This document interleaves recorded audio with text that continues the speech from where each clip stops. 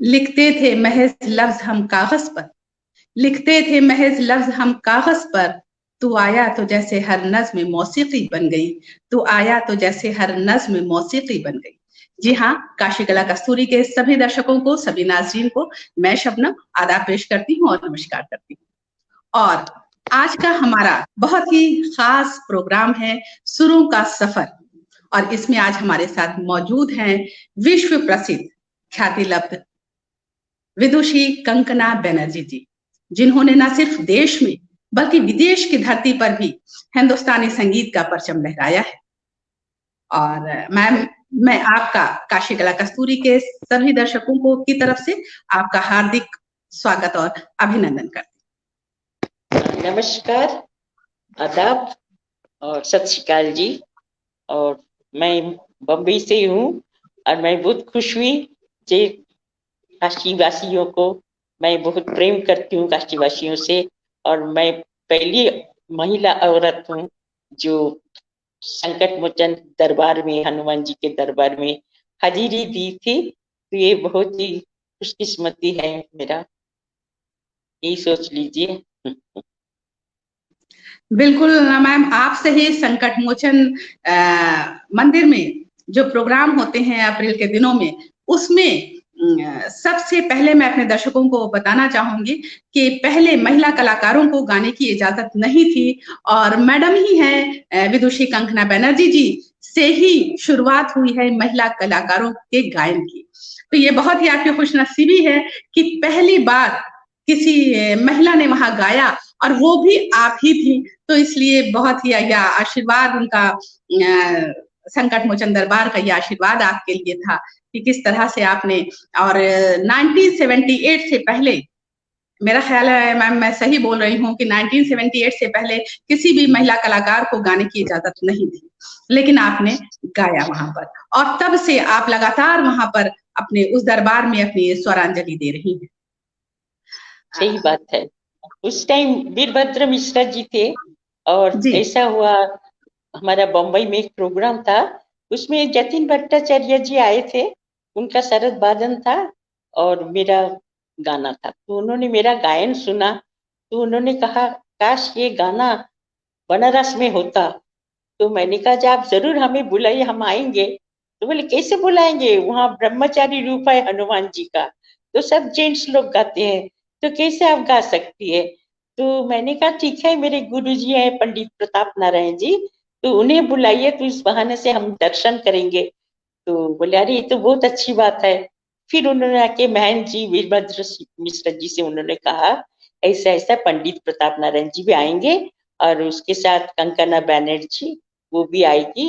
बहुत सुंदर गाई हुआ, उनका सुना तो बहुत महन जी बहुत खुश हो गए, बोले ये तो बहुत अच्छी बात है। तो फिर हमें उस टाइम निमंत्रण दिया। आपको मालूम है उस जमाने में तो ये सब नहीं था चिट्ठी लिखना पड़ता था और फोन में बोलते थे। फिर उन्होंने कहा आप लोग जरूर पधारिए। तो हम लोग आ गए। तो पंडित जी ने कहा ये कंकना बनर्जी बहुत अच्छा आर्टिस्ट है, और उस्ताद आमिर खान साहब की शागिर्द है, बहुत सुंदर गाती है। तो उन्होंने कहा ये तो हमारा अहोभाग है आप लोग आए। तो 3 दिन का संगीत सम्मेलन था। तो उसमें आखिरी दिन में पंडित जी का प्रोग्राम था, प्रताप नारायण जी का। तो फिर तो मैं ऑडियंस में बैठी थी, सब लेडीज लोग बोले कंकना जी आप भी जाइए, आप गाइए। हमने कहा अरे हनुमान जी का ब्रह्मचारी रूप है, मैं कहाँ से गाऊं, यहाँ सब जेंट्स गाते हैं। तो फिर हम चुप हो, वो लोग चुप हो गए, हम भी चुप से सुनते सुने। जब अनाउंस कर रहे थे, जो अनाउंसर आए थे तो झा बाबू करके थे, तो उन्होंने अनाउंस किया कि अभी आपके सामने, उनको मालूम भी नहीं था, उनके मुंह से ही निकल गया जी, अभी आपके सामने मियाती घराने का प्रमुख गायक पंडित प्रताप नारायण जी गाएंगे, और उसके साथ देगी विख्यात गायिका कंकना बनर्जी। ऐसा बोलती जो तालियां बाजी और सब बोले अरे कंकना जी जाइए जाइए प्लीज आप सुनाइए कुछ। तो फिर हम बोला अरे कैसे। तो फिर महन जी खड़े हो गए स्टेज के ऊपर ही, अरे अरे पधारिए आप आइए, ये तो हनुमान जी का आदेश हो गया, जरूर आइए आइए। तो फिर हम उसके बाद आ गए स्टेज के ऊपर, दोनों मिलके राग दरबारी में गाए, राम को सुमिरन करके। तो इतना अच्छा हो गया वो प्रोग्राम, दरबार का पट भी खुल गया, तो लग रहा था साक्षात हनुमान जी सुन रहे हैं। इतना उस दिन अच्छा प्रोग्राम हुआ। और जब एंड हुआ फिर मैं हनुमान जी का एक स्तुति भी गाई अंशध्वनि में। तो फिर वीरभद्र मिश्रा जी ने कहा, जी अभी तो इतिहास में कंकना जी का नाम है, अब ये हर साल आएगी और गाएगी, यहाँ हाजिरी देगी। तो तब से प्रभु की कृपा है, हनुमान जी की परम कृपा, श्री राम जी की कृपा, जो हम वहाँ हर साल आते हैं। तो अभी तो मेरा 44 इयर्स हो गया। ये साल भी आई थी, ये 100 साल हुआ था अभी संकट मोचन संगीत समारोह, तो उसमें भी मैंने हाजिरी दी। तो ये प्रभु की कृपा है। वाकई में कि 44 इयर्स, 44 साल से आप लगातार संकट मोचन दरबार में अपनी स्वरांजलि दे रही हैं, और ये कोई कम बात नहीं है। और जिस तरह से कोई भी महिला कलाकार वहां नहीं जाती थी, और वीरभद्र मिश्र जी ने कहा, जो महंत पंडित प्रोफेसर वीरभद्र मिश्र जी ने कहा कि ये तो इनका हनुमान जी की आज्ञा हो चुकी है और आपको गाना है। और फिर उस पर उसी प्रोग्राम में आपने अनाउंस किया था कि अगले साल से कंगना बनर्जी का गायन होगा। तो इस तरह से ये बहुत अहम बात थी। और मैम, आपका जो घराना है, आपके जो ग्रैंडफादर हैं, आपकी जो माँ है, और बाकी लोग भी, वो बहुत ही विद्वान घराने से आप हैं। हाँ, वो बिल्कुल। आपके नाना भी लखनऊ यूनिवर्सिटी में आप वाइस चांसलर थे, और बनारस हिंदू यूनिवर्सिटी से भी आपका ताल्लुक था, आप वहाँ प्रोफेसर थे। हाँ, तो कहीं ना कहीं आपका ताल्लुक जी बनारस से अहम है। तो किस तरह से आप संगीत की तरफ से आई, और इस पर मैं चाहूंगी। मेरे जो नाना थे डॉक्टर राधा कमल मुखर्जी पद्म भूषण, और दूसरा राधा कुमुद मुखर्जी पद्म भूषण, दोनों हिस्टोरियन थे। वो हिस्ट्री में नाना और दादा दोनों पद्म भूषण थे। हाँ, दादा नहीं, 2 भाई थे, राधा कमल और राधा कुमुद, दोनों बनारस यूनिवर्सिटी के थे। बाद में मेरा नाना चले गए लखनऊ में, वाइस चांसलर हो गए थे। तो इसीलिए उनको बहुत संगीत का शौक था। मेरी मम्मी जो थी, मम्मी भी लखनऊ में भटखंडे वहाँ कॉलेज में सीखा, रतन जंकर जी से गाना सीखी थी मम्मी। और उसके बाद तो शादी के बाद तो आपको मालूम है कंजर्वेटिव फैमिली होता नहीं, शादी के बाद बहू क्या गाना गाएगी, ऐसा था। तो नहीं हुआ। तो फिर वो खुद बोलते थे मैं क्या करूं। तो फिर पिताजी ने कहा बेटी होगी तो हम जरूर बेटी को सिखाएंगे, चिंता नहीं करना। ऐसा करके फिर मैं जब आई तो मैं बचपन से बहुत चुलबुली थी, और बचपन से ही गाती थी, कुछ गुनगुनाती रहती थी। तो फिर इसके बाद मैं आमिर खान साहब, तो हमारे जो मामा जी थे वो भी माँ दोनों मिलके यहाँ ताराबहादुर चक्रवर्ती से सीखते थे, मेरी माँ और मामा। तो मामा ने कहा अरे इतना अच्छा गाती है, सुना कैसे गाती है। तो मैंने उनको सुना, जो पहले सीखी थी बचपन में, मुख मोर मोर मुस्कात जाता, ऐसा सुना है। बोला अरे इसका आवाज तो बहुत अच्छा है, तो ये खान साहब से ये सीखेगी गाना। तो फिर उन्होंने कहा, खान साहब से वो भी सीखते थे, प्रद्युम्न मुखर्जी, कोई राधा कुमुद बाबू के बेटे थे वो। तो फिर वो रेडियो म्यूजिक प्रोड्यूसर थे, मतलब फिर उसके बाद उन्होंने खान साहब को लेके आए हमारे घर। तो खान साहब से कहा आप आते हैं तो आपका रहने का भी प्रॉब्लम होता है। तो 3-3 महीने उस जमाने में इतना कॉन्फ्रेंस होता था, संगीत सम्मेलन होता था, शंकर म्यूजिक सर्किल, डोवरलेन, फिर आपका Sadarang music conference, Surdas conference, सब में आमिर खान साहब और बड़े गुलाम अली खान साहब गाते थे। तो खान साहब 3-3 महीना रहते तो कितना दिन होटल में ठहरेंगे। तो इसलिए मामा जी ने हमारे पास लेके आए, बोले इनको बिटिया को सिखाइए। और तो फिर खान साहब आए, मैं तो बहुत खुश हो गई उनको देख के, इतना टॉल फिगर और इतना हैंडसम थे और इतना अच्छा गाते थे। तो मैं उनको प्रणाम किया। तो हाँ हाँ बेटी बेटी ठीक है, बैठो बैठो करके सुनाओ कुछ। तो मैंने उनको सुनाया, तो कहा हमला और सुनेंगे, बस बस हो गया। तो फिर उन्होंने मुझे गंडा बांध के फिर शागिर्द बनाया। शागिर्द बनाने के बाद फिर उन्होंने सिखाया, तब से मैं उनसे सीखी बचपन से। तो हमारे घर में 3-3 4-4 महीना रहते, वेरी लकी। तो आपने क्या सुनाया था, आपने उनको क्या सुनाया था और उनका रिस्पॉन्स क्या था? तो वैसे तो मैं बहुत ही छोटी थी उस टाइम, तो जैसे सुनाया था, लेकिन हम जब मंदिर में आए थे तो हनुमान मंदिर में, तो वो जो सुनाई थी वो एक हनुमान जी का स्तुति वो सुना रही।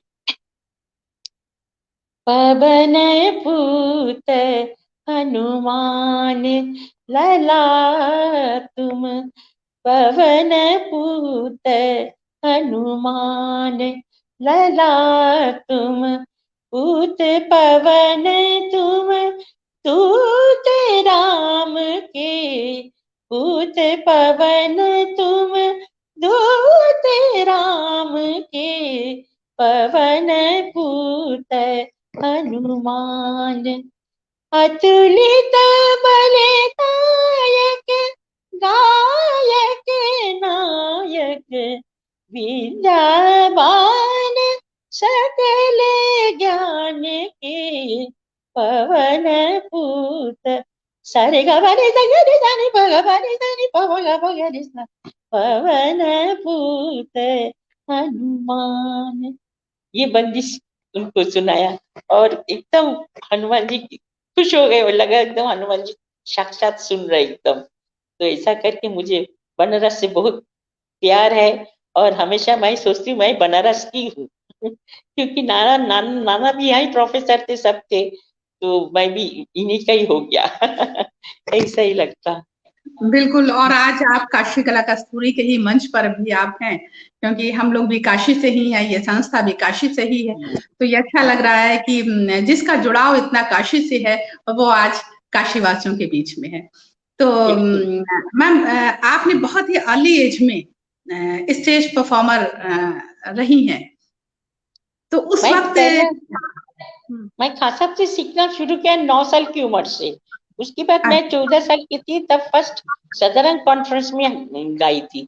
तो वहाँ इतना अच्छा ये तो प्रोग्राम हो गया, सब लोगों ने कहा जा रही ये फ्रॉक पहन के तानपुरा लेके कौन गा रहा है, इतनी आमिर खान साहब की स्टाइल में एकदम, ये तो बहुत मुश्किल काम है, कैसे गा रही है। तो हम तो बहुत खुश हो गए, सब पेपर में इतना फोटो आया, सब आया, तारीफ किया सबने। तो खान साहब की गायकी ऐसी है, आमिर खान साहब की गायकी, तो उन्होंने बहुत प्यार से सिखाया, तभी, नहीं तो संभव हुआ, नहीं तो कहाँ से होता, ये बात है उसके बाद तो फिर मैं लखनऊ में, मेरा नाना रहते थे, तो वहाँ काफी जाती रहती थी। तो मेरा शादी के बाद भी मेरा लखनऊ में ही शादी हुई थी, क्योंकि मेरे हस्बैंड भी अच्छा गाते थे, सुनील बनर्जी था उनका नाम। तो लेकिन उनका डेथ हो गया था, तो इसके लिए कंटिन्यू नहीं करना पाए। तो मैंने कहा ठीक है, हम आपका नाम रखेंगे। ऐसा करके मैं फिर साधना शुरू किया। फिर हमारे नाना को बहुत प्यार था मेरे से, राधा कमल मुखर्जी। तो उन्होंने कहा कि तुम गाना ही गाओ, तुम गाने में सब कुछ मिलेगा तुमको। तो उसके बाद से फिर मैं संगीत में ही एकदम ये हो गई, यही मेरा संगीत है, ईश्वर है, सब कुछ है। तो उसके बाद हम कलकत्ता आ गए। फिर आमिर खान साहब बोले, बेटी दुख में ही गाना होता, तुम गाओ, और अच्छी तरह प्यार से और सिखाने लगे हो। तो ऐसा ऐसा करके वो भगवान की होगा है, मेरी कृपा है बहुत हाँ, तो इस तरह से एक लंबी आपकी जर्नी रही सीखने की और सिखाने की भी है, जहां तक है।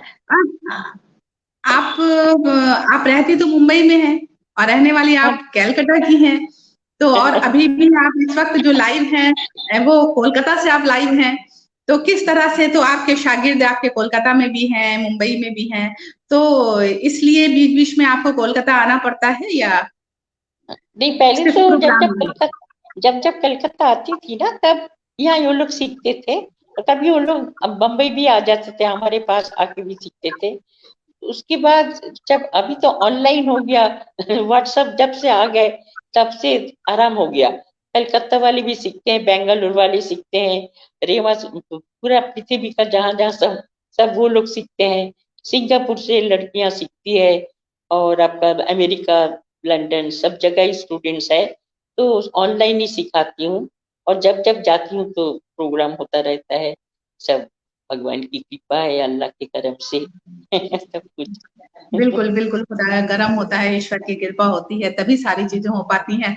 और आप न सिर्फ हिंदुस्तान में बल्कि विदेशों में भी बहुत से कंट्रीज में, बहुत से देशों में भी आप रेगुलर आप जाती रहती हैं, रेगुलर आप जाती रहती हैं। तो किस तरह का वहां पे जो बाहर आप प्रेजेंट करती हैं, किस तरह का संगीत करती हैं, किस तरह के वहाँ ऑडियंस होते हैं, किस तरह की चीजें वहां पे ज्यादा डिमांड में होती है कि कंकना जी ये सुनाइए, या इस तरह की जो भी चीजें।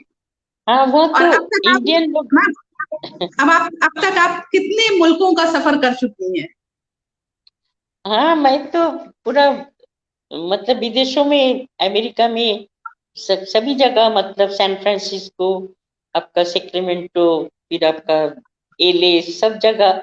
और वैसे टोरंटो, कहाँ बोलेंगे, कनाडा का भी, सभी जगह का, मतलब पूरा कनाडा के, यूरोप? पूरा यूरोप और पूरा यूएसए और अच्छा फिर पूरा अच्छा। लंदन भी, लंदन में भी काफी प्रोग्राम भी दे चुकी हूँ। तो इसीलिए सफर ऐसा ही रहता है, हर साल जाती रहती हूँ, यही भगवान की कृपा है। और वहाँ सब बुलाते भी है तभी जाती हूँ, और प्रोग्राम भी वो लोग ही तय करते हैं। और सब सीखने वाले भी आ जाते सीखने के लिए, जहाँ रहती हूँ वहाँ ही सब सीखते रहते हैं। तो मुझे आनंद हो जाता, आनंद से मैं संगीत में ही अपना ये हो गया। अब अभी भी तो आप दुबई भी जाने वाली हैं, और किस तरह, तो दुबई में किस तरह की चीजें, आप किस तरह के संगीत लवर्स हैं वहां पर, जो म्यूजिक दु, लवर्स हैं? दुबई में मेरे 2 बच्चे रहते हैं, बेटा बेटी, एक बेटा एक बेटी है, वो दोनों वहाँ रहते हैं। और वहाँ भी हमारा एक स्टूडेंट है, उसका भी मल्हार की स्कूल है, वो स्कूल खोला उन्होंने, और वो भी सीखते रहते हैं, और वहाँ भी उनका काफी स्टूडेंट है। और दुबई में भी काफी प्रोग्राम दे चुकी हूँ, दुबई और ये सब जगह मैम चाहेंगे कि हम हमारे काशी कला कस्तूरी के जो दर्शक हैं वो इन सब चीजों को, जो आपकी पसंदीदा बंदिश, या आमिर खान साहब की जो पसंदीदा बंदिश हो, और वो आपको बहुत मन से सिखाया हो, कुछ ऐसा हो, तो उसको हम लोग सुनना चाहेंगे। हालांकि आपके पास इस वक्त साज नहीं है, लेकिन फिर भी आपकी खनकती आवाज और एक रियाजी जो आवाज है, वो हम लोगों को के दिल तक पहुंचती है। जी। एक दरबारी में बंदिश है। अनोखा लाडला खेलन को मांगे चांद खिलौना, अनोखा लाडला अनोखा लाडला खेलन को मांगे चांद खिलौना, ला डे ला अनोखा लागेला, आ, आ, अनोखा लाडीला खेलन को मांगे चांद खिलौना, हसीना बोले नामों से रार करते हैं, हसीना बोले नामों से रार करते हैं, मन में होते आनंद अनोखा लाडीला खेलन को मांगे चाँद, मांगे चाँद, सरेगा मा पदा नी पा, मा पदा नि सदा नी पा, मा पा नी का सरे सा अनोखा लाडला, यार मन बेया बेया, यार मन बेया, तेरे तना तदीम, तना न तन दीम, तुम तना न यारे मन बेया बेया, यार मन बेया, ये पर्शियन है, संगीत पर्शियन है। आपको अमीर खुसरो सेंटिनरी हुआ था तो वो रिकॉर्ड तराना में उसी वक्त का है पर्शियन। जी तराना, जी जी। हाँ HMV में ये रिकॉर्ड किया था।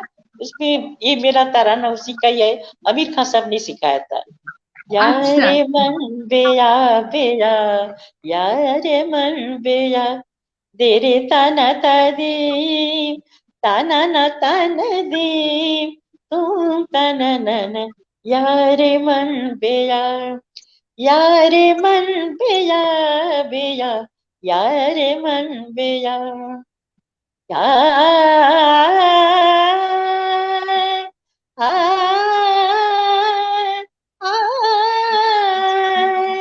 बेया,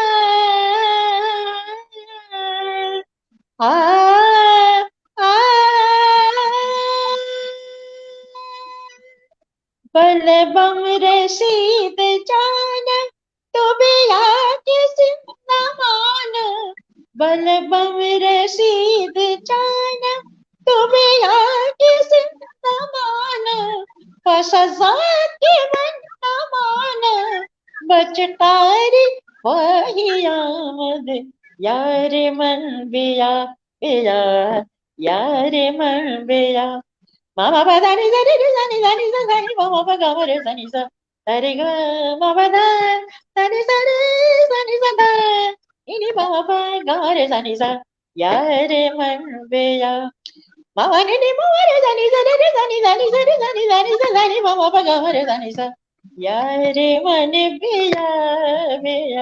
ya re man be ya be ya,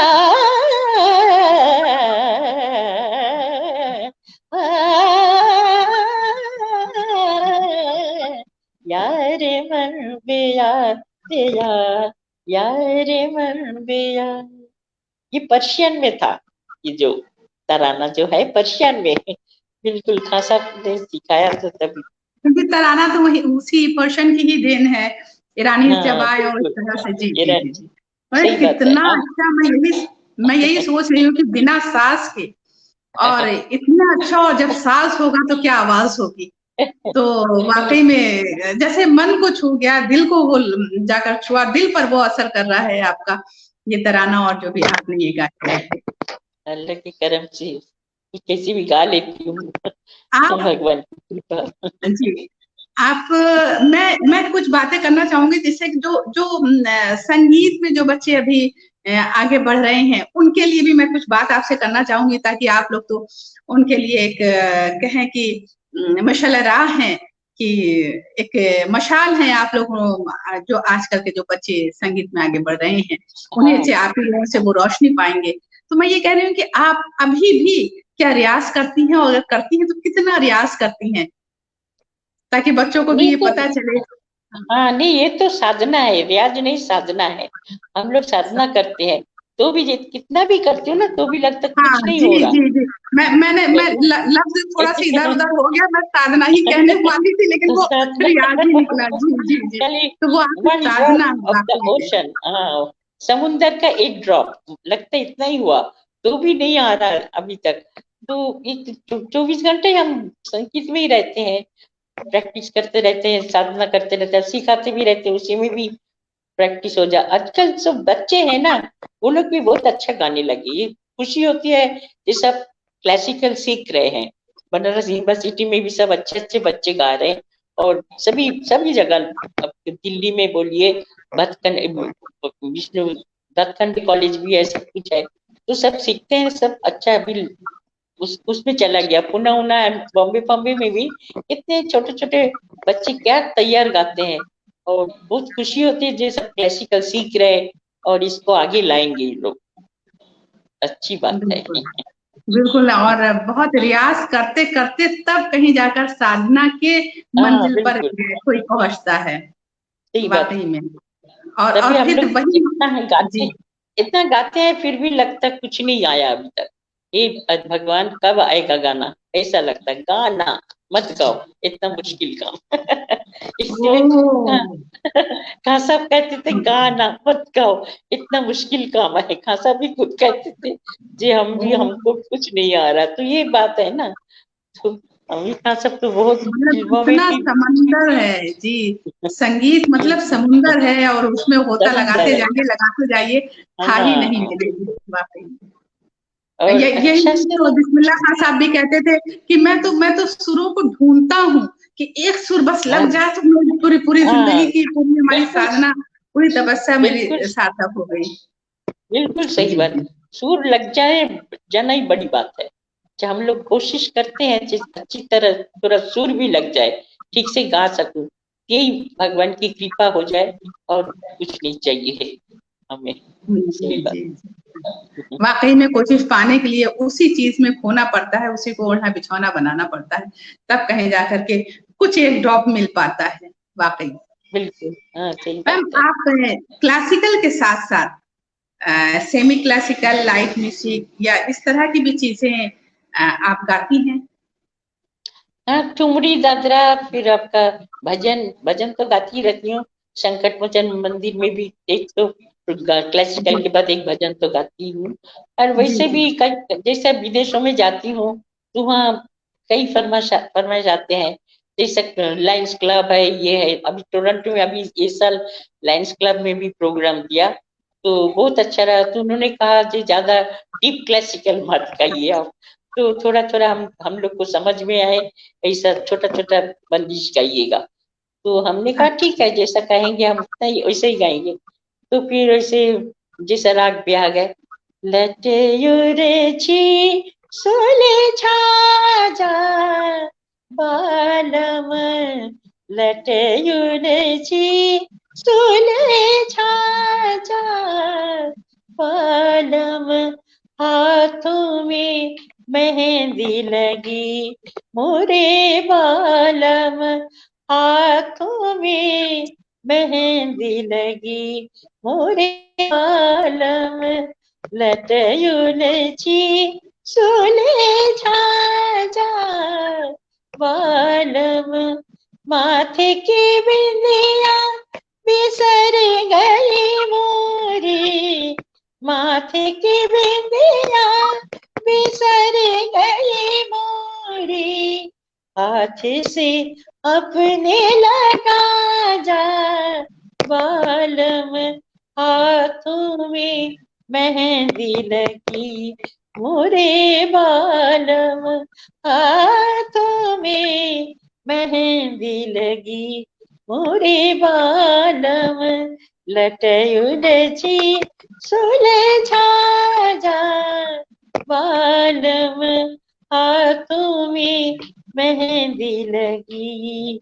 निजा गा मा पा निजा गा निजा नि दा मा मा गा, गा मा पा निजा निजा नि दा मा मा पा सा नि रे सा नि दा मा मा, गा मा पा मा गा रे सा, निजा मा गा पा मा दा पा सा नि रे रे सा नि दा मा, मा पा सा नि दा पा दा पा मा, पा मा गा मा गा रे सा, लटयुलची सुलझा जा बालम,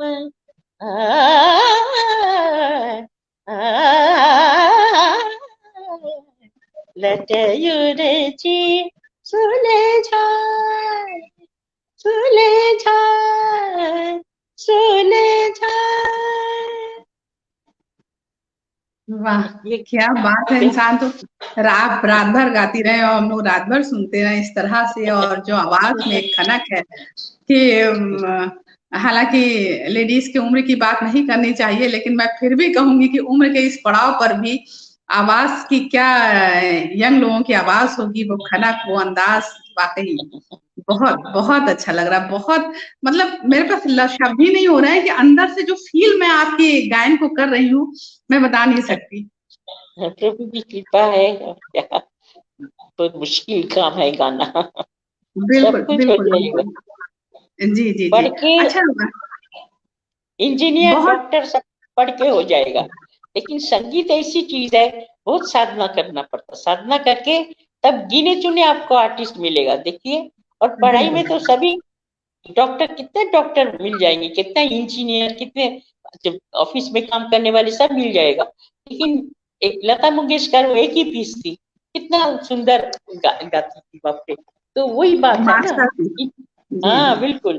तो वैसे ही जिसको अल्लाह जिसको बनाते हैं, तो वही आर्टिस्ट बनते हैं। और आजकल होना भी चाहिए सबको, गाना तो गाना ही चाहिए, और तो भी इतना काम करके भी लोग गाना गाते हैं, ये सबसे बड़ी बात है।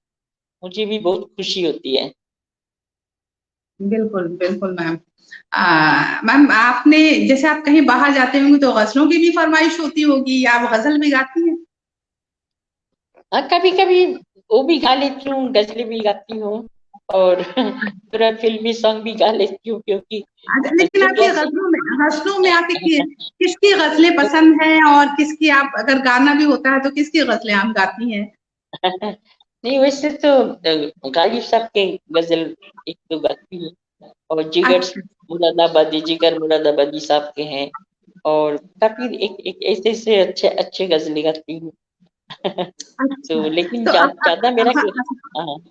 हाँ, ये सही है कि आपका फील्ड जो है क्लासिकल है, लेकिन हाँ, फिर भी एक जो साधक होता है उसके झोले में बहुत सब कुछ होता है, क्योंकि उसको मालूम है कि मेरी साधना के झोले से सामने वाला ऑडियंस जो है वो कुछ भी हाँ, मुझसे मांग सकता है और मुझे निकाल के देना होगा, तो इसलिए उसके देना झोले में सब कुछ होता होगा। है। भले ही वो इसे उसका फील्ड हो तब या ना उनकी फरमाइश पूरी करती हूँ फिर। जैसा हो। जी एक गालिब साहब की गजल है जो, हर एक बात पे कहते हो तुम कि तू क्या है, तुम ही कहो कि ये अंदाज़े गुफ्तगू क्या है, हर एक बात पे। ऐसे कुछ कुछ कभी कभी ऐसे भी गाना पड़ता है। हाँ जैसा नहीं, अच्छा अच्छा लगा कि हाँ, गजल भी वाकई में एकदम क्लासिकल से खट से मूड एकदम चेंज हुआ गजल की तरफ। और गजल तो वैसे भी कहते हैं कि पोएट्री में दुनिया के हर जबान में जितनी भी पोएट्री है, गजल उसमें सबसे पसंदीदा हाँ, सिंफ मानी जाती है। जी जी। सही बात है, बिल्कुल। कुछ कुछ हर एकाध व्यक्ति और गजल मुझे बहुत अच्छा लगा, आपने 2 लाइन गुनगुनाया बहुत, कुछ एकाध गजल अगर कुछ और भी अगर आप गा सके। अच्छा, ऐसा एक ठुमरी भी सुना देती हूँ। हाँ हाँ बिल्कुल बिल्कुल बिल्कुल। एक तिलंग ठुमरी है।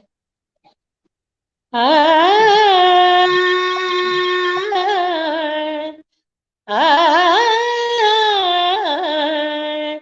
कैसे के धीर धरूं, कैसे के धीर धरूं, पलम कैसे के धीर धरूं, मोरी सजनी सजनी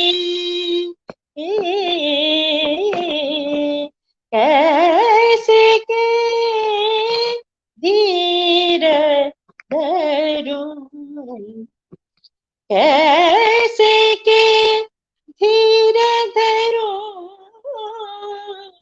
सखी मोरी कैसे के धीर धरूं, मोरी सजनी सजनी सजनी कैसे के धीर धरूं, बरसन बीते बीते बरसन बीते पिया बिन पिया बिन मैं का, बरसन बीते पिया बिन मैं का, तरपत हूँ दिन रजनी, कैसे के धीर धरूं, मोरी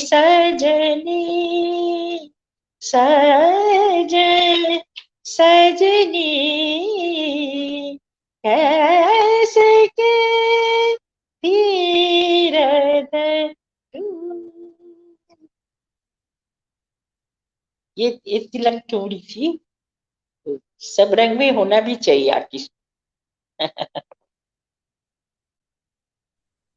बिल्कुल सही कह रहे हैं कि आर्टिस्ट को सब रंग में होना चाहिए, और आपने बहुत ही अच्छी एक ठुमरी हम लोगों को सुनाई, और इस तरह से गजल भी सुनाया, ठुमरी भी सुनाया। और बनारस का कुछ दादरा वगैरह, आपको कुछ बनारस का या जिस मेवाती घराने से भी तो आपके गुरु रहे हैं, तो या उस घराने की कोई चीज आप सुना पाए इस टाइम? दादरा दादरा तो सभी बनारस वाले तो बहुत ही बढ़िया सब गाती हैं। ठुमरी जी दादरा जी दोनों का ही देना है एकदम। सिद्धेश्वरी देवी और क्या क्या सब अच्छे अच्छे, गिरिजा देवी, सब आपके बनारस के थे। और क्या क्या जी गए खूबसूरत जी। ठुमरी ठुमरिया दादरा में तो बत्तीस कोई हाँ जवाब ही नहीं है चमुंडी। बनारस का और बनारस वालों का, बिल्कुल। मेरा एक तो दादरा में रिकॉर्ड किया था HMV में, उसी को। मुही छेरो नहीं शाम, मुही छेरो नहीं शाम, शाम मुही छेरो नहीं शाम, मुही गुजरिया मैं घर में अकेली, गुजरिया घर में अकेली, मुझे छेरो नहीं शाम, शाम छेरो नहीं शाम, मुझे छेरो सास ननद मोरी जन्म की बहन, सास ननद मोरी जन्म की बहन, चर्चा करेगी ब्रजबाम, मोहे छेरो नहीं शाम, शाम छेरो नहीं शाम, मोहे छेरो। छोटा छोटा करके सब सुना दिया। क्या बिल्कुल वाकई में। और मैं तो आपके सुरों के सफर के बारे में आज बात करने वाली थी, लेकिन आप लोग उसी के बीच में कितनी दादरा भी सुनाया, ठुमरी भी सुनाया, गजल भी सुना दिया, बंदिशी भी सुनाई, और आमिर खान साहब की सुनाया। तो वाकई में थोड़ा थोड़ा करके आपने सब सुनाया। मुझे बहुत वाकई में आपकी आपकी जो आवाज की जो कशिश है वो खींचती है, वो खींचती है। और मैं अपने दर्शकों को बताना चाहूंगी कि आप जब बनारस में संकट मोचन दरबार में आप स्वरांजलि आपने जब दिया, तो उस वक्त इंदिरा गांधी जी ने भी आपका गायन सुना था। और जब आपको मध्य प्रदेश यानी आंध्र प्रदेश गवर्नमेंट ने आपको एक अवार्ड से नवाजा था, तो उस अवार्ड को ये कला सरस्वती अवार्ड से, तो उस अवार्ड को मदर टेरेसा जी के हाथों से आपने लिया। हाँ, ये हैदराबाद के गवर्नमेंट की तरफ से मिला था। हाँ जी, और उसमें हाँ अंध्र रत्न, कला सरस्वती अंधा रत्न, तो उसमें लता मंगेशकर को भी उन्होंने दिया, और आपके अमजद अली खान साहब को मिला था, और जो अपने क्षेत्र में एक है उनको दिया, और क्लासिकल म्यूजिक में हमको मिला। तो ये बहुत उनकी भगवान की कृपा है। तो क्लासिकल में उन्होंने मुझे दिया, और अमजद अली खान साहब को भी मिला। और पीटी उषा, उस टाइम पीटी उषा बहुत अच्छा स्पोर्ट्स में थी, तो उनको भी ये अवार्ड दिया था। तो अपने क्षेत्र में जो एक ही फीस है उनको ऐसा करके दिया था। तो मदर टेरेसा का। और इंदिरा जी का क्या है, वो आई थी दर्शन करने संकट मोचन मंदिर में, तो उस टाइम हम स्टेज में गा रहे थे, तो इंदिरा जी सीधा हमारे पास स्टेज के ऊपर आ गए। फिर मुझे तो सब बहुत भीड़ भी थी, तो बोले जी आप हमें थोड़ा भजन सुना दीजिए। तो फिर मैं उनके लिए फिर एक भजन भी गाई।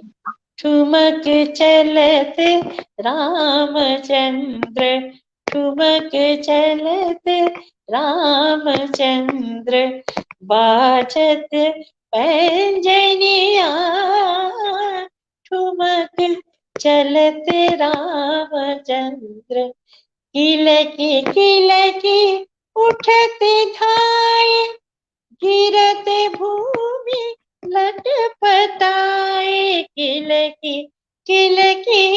उठते धाये, गिरते भूमि लटपटाए, धाये मात गोद लेत, धाये मात गोद लेत, धाये मात गोद लेत, दशरथ की रनिया, ठुमक चलत रामचंद्र, ठुमक चलत रामचंद्र, ठुमक चलत रामचंद्र। तो इनको वो भजन सुनाई तो बहुत खुश हो गए। फिर बोला दिल्ली में आके मिली है हमसे, तो हम वहां भी गए पार्लियामेंट, तब वो तो मिनिस्टर थी, तो हम वहां जाके मिले तो बहुत खुश हो गए। ऐसा है, सब हनुमान जी की कृपा है और क्या, सब उन्हीं का आशीर्वाद है। और देखिए, एक तो इन्होंने सुना और आपसे आकर फरमाइश भी की इंदिरा गांधी जी ने, और दूसरा ये कि बताइए, सिर्फ मास्टरपीस को, जो आंध्र प्रदेश में जो कला सरस्वती अवार्ड जो दिया जा रहा था, वो सिर्फ मास्टरपीस जो अपने अपने क्षेत्र में है उनको दिया जा रहा था। लता मंगेशकर जैसी हस्ती उस मंच से कला सरस्वती अवार्ड दे रही है, और आप भी उसी मंच से कला सरस्वती अवार्ड ले रही हैं शास्त्रीय गायन में, तो ये कम बात नहीं है। वाकई में ये खुदा का रहम है और करम है कि इतनी बड़ी दौलत से आपको नवाजा है, वाकई में। उनके कर्म बिना कुछ नहीं होता, खुदा के कर्म ही सब। बिल्कुल बिल्कुल बिल्कुल। मैं तो इस तरह से खुदा की कृपा है, अल्लाह की देन है। मदर टेरेसा जी के ही हाथों आपको मिला, वो भी दुनिया की अजीम हस्ती, और उनके हाथों आपको मिला जी। हाँ, सही बात।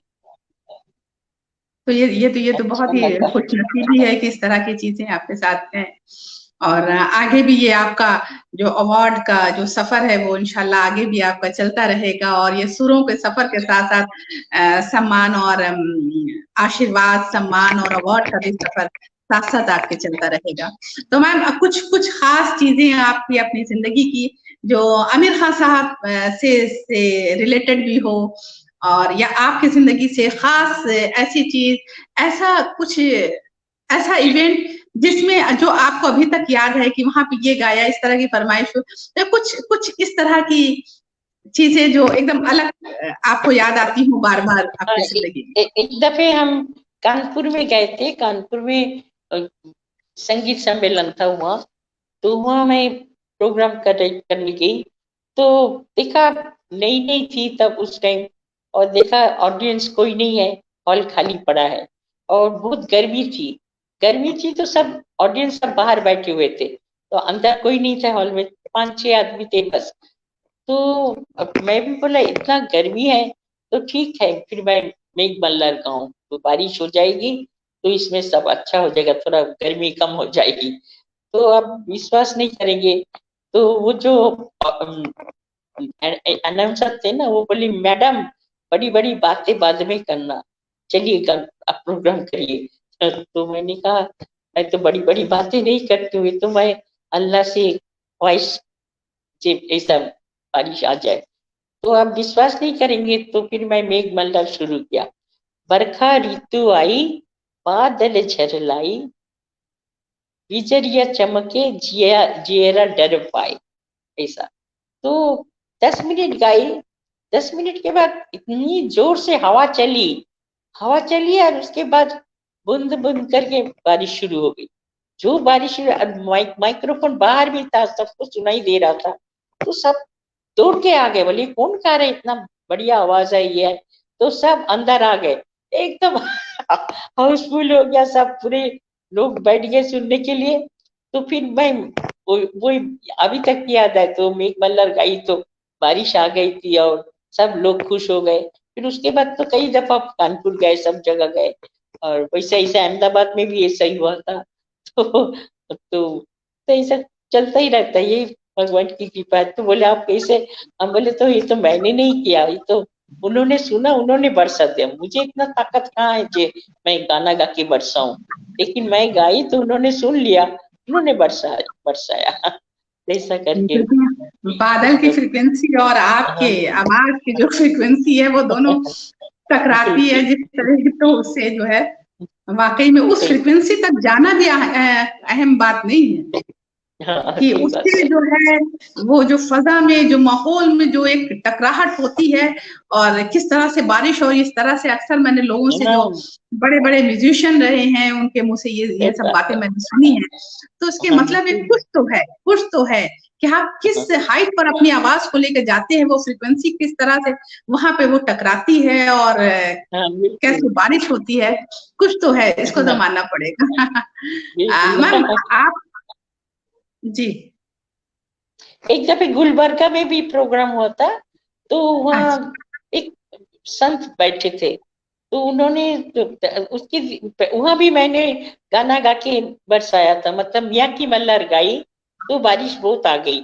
तो एक कमिश्नर साहब थे, तो उन्होंने कहा जी हमें तो बहुत जल्दी जाना पड़ेगा, तो हम 10 मिनट सुन के चले जाएंगे। तो सुनने बैठे, तो लेकिन उनको इतना अच्छा लगा, वो भूल गए जो उनको जाना कहाँ है। तो उस रात भर गाना सुना उन्होंने। सुनने के बाद सुबह बोले जी आपने इतना अच्छा गाया जो मुझे जाना था, लेकिन मैं नहीं जा पाया, आपको सुनता ही गया। तो चलिए यहाँ बाबा जी हैं, उनका दर्शन करेंगे। तो हमें लेके गए वहां, उनकी मिसेस भी थी, सब पूरा फैमिली थे, और मैं भी थी, मेरे साथ मेरे गुरुजी पंडित प्रताप नारायण जी थे। तो हम लोग सब उनके पास गए, तो उन्होंने कहा जी कंकना जी ने ऐसा गाई, कल एकदम बारिश आ गई और बहुत अच्छा लगा, बहुत सुंदर गाना गाई। तो उन्होंने कहा जी बाबा जी ने कहा जी हाँ आजकल तो कोई ऐसा सुना ही नहीं, कोई गाते हैं जो बारिश आ जाए तो बरसाते हैं। तो मैंने कहा जी हाँ मैं तो गाती हूँ, बरसात आ जाती है। तो बोला तो बाबा जी बोला अच्छा मैं आज्ञा देता हूँ, अभी गाओ तुम, यहाँ बहुत दिन से सूखा पड़ा है, अभी गाना सुनाओ। तो चैलेंज हो गया। चैलेंज हो गया। तो पंडित जी मुझे डांटने लगे, अरे इसे गुरु के सामने ऐसा कोई बोलते हैं, बाबा जी के सामने ऐसे क्यों कह दिया? हम बोले हमें क्या मालूम, हम सुनाएंगे देखते हैं। तो अब विश्वास नहीं करेंगे। तो फिर मैं गाना गाई, सचमुच बारिश भी हो गई, बारिश हो गई। तो फिर बाबा सुना तो इतने खुश हो गए, तो बोले हम मुझे कहा जी मुझे तानी की आवाज आ रही थी, अब गा रहे थे तानी की, मतलब तानसेन जब गाए थे तो आग लग गया था ना, तो तानी दो बहने थे, वो लोग ने गाई थी, बारिश आ गई थी। तो बोली हमें वही तानी का आवाज आ रहा है। तो हम बोला, तो मैं बोला बाबा जी आप हमें आशीर्वाद कीजिए, मुझे और कुछ नहीं चाहिए। और तो ऐसा चमत्कार हो जाता है ना। तो फिर वो बाबा जी ने खूब आशीर्वाद दिया। तो ये सब मेरा किताब भी निकला है, कंकना बैनर्जी करके फेमस किताब, आपने तो देखा ना वो किताब। जी आपके ऊपर किताब भी लिखी गई है। जी। अच्छा दूसरी बात, मेरा सब स्टोरी उसमें लिखा हुआ है, जिंदगी का। अच्छा। और दूसरी बात ये कि आप जरा देखिए, ऐसे गाते रहे और बारिश हो जाए वो अलग बात है, लेकिन चैलेंज के साथ आपने गाया, और ये जरूरी नहीं था कि हो, लेकिन आपको इतना भरोसा था कि नहीं मैं गा रही हूँ राग मल्हार तो जरूर बारिश होगी। वाकई सही बात। तो भगवान ने दिला दिया, मुझे कहाँ इतना ताकत है बताइए। उन्हीं की कृपा हो गई। सही बात। मैम आप तो आमिर खान साहब की शिष्या हैं, और बहुत लंबे समय तक और बहुत छोटी उम्र से ही आपने उनसे सीखना शुरू किया। तो क्या आमिर खान साहब की बहुत सी बातें हर जगह मिल जाएंगी, लेकिन एक शिष्या के रूप में बहुत सी चीजें तो आप जानती होंगी जो किताबों में नहीं आई हैं। तो ऐसी कुछ बात आमिर खान साहब के लिए अगर कुछ आप बताना चाहें, उनके साधना से संबंध से रिलेटेड, उनके गायन से, या उनकी कुछ ऐसी बारीकी जिसको आमतौर पे लोग नहीं जानते हैं। जी।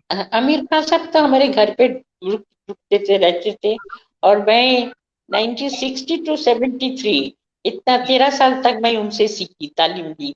तो हमको बिटिया बिटिया करके बहुत प्यार से सिखाया उन्होंने। तो जब हम रात को रियाज करने बैठते थे, शाम को 7 बजे बैठते थे, तो रात को 10 बजे तक सिखाते रहते थे, गाते ही रहते थे, मैं भी गाती रहती थी। मैं छोटी थी तो मैं सोचता था यही गाना होगा, तो जो आलाप करते थे आलाप में मैं भी वही आलाप करती जाती, इसीलिए मुझे उनका गाना समझ में आया तो करने लगी। और फिर उसके बाद सुबह 5 बजे उठाते थे, चलो बिटिया रानी उठो और रियाज करो। तो मैं बहुत लकी हूँ, तो ऐसा करके उठा के सुबह भैरव का तालीम देते थे, हमको सिखाते थे बहुत प्यार से। तो मैं जब तक वो सिखाते थे मैं सीखती, थोड़ी बहुत सीख के फिर मैं चली जाती थी, आपका स्कूल में जाना पड़ता था, स्कूल जाती थी, फिर आके शाम को फिर बैठती उनके साथ। ये बहुत खुशनसीब हूँ जो उनके ऐसे गुरु का तालीम हमें मिला, और उनका दुआएं हैं, बहुत दुआएं हैं, तो तभी मैं थोड़ा बहुत गा लेती हूँ, और बहुत कर्म है उनका, ये बात है। उनके उनके कुछ साधना से संबंधित उससे और रिलेटेड। सुबह, हाँ सर, तो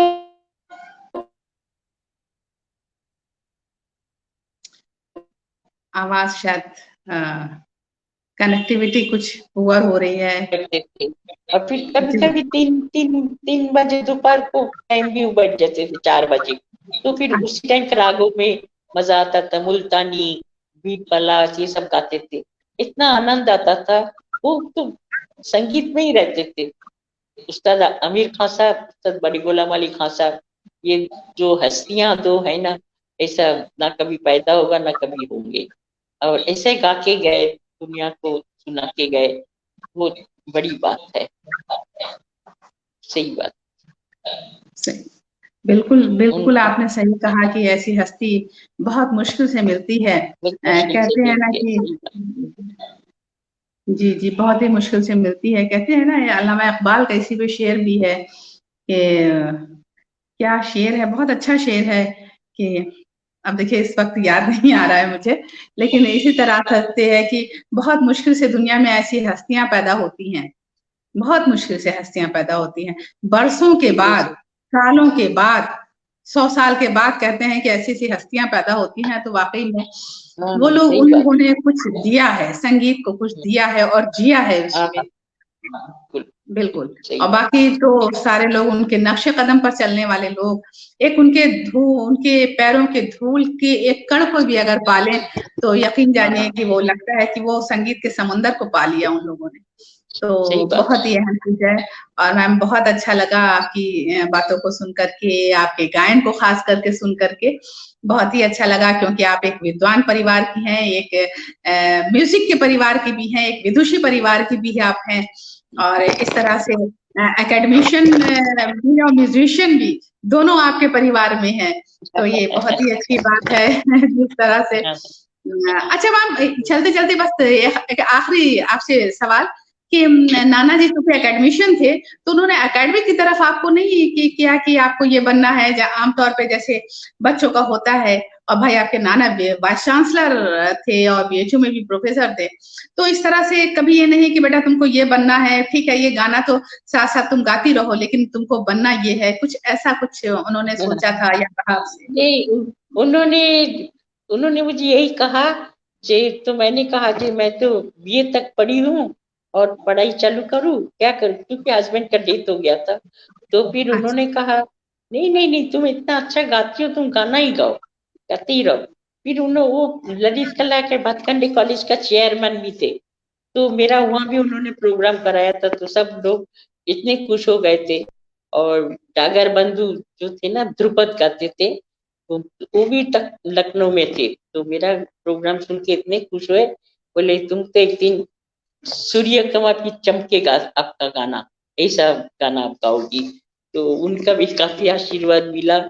तो ये तो भगवान की बहुत कर्म है जो ऐसा थोड़ा बहुत मुझे मिला और गा रही मतलब हूँ। डागर बंधु ने भी ये बात कही, और जबकि उन लोगों का एक जैसे वो लोग स्तंभ हैं ध्रुपद के, अगर कहा जाए तो, और उन लोगों ने भी सुनकर कहा। वाकई में आपको सभी लोगों की दुआएं आपके साथ रही है, सभी का आशीर्वाद रहा, और बहुत सम्मान, बहुत इज्जत भी आपने कमाया। और ये अच्छा लगा कि आपने अपना कीमती वक्त काशी कला कस्तूरी को दिया और हम लोग के बीच में आप आई। तो मैम आपका बेइंतहा शुक्रिया, बहुत बहुत शुक्रिया कि आपने अपना कीमती वक्त दिया। इसी के साथ साथ मैं अपने सभी दर्शकों से, सभी नाज़रीन से विदा लेती हूँ अगले कार्यक्रम तक के लिए। नमस्कार। मैम आप लीव कर दीजिए, लीव कर दीजिए, लीव कर दीजिए।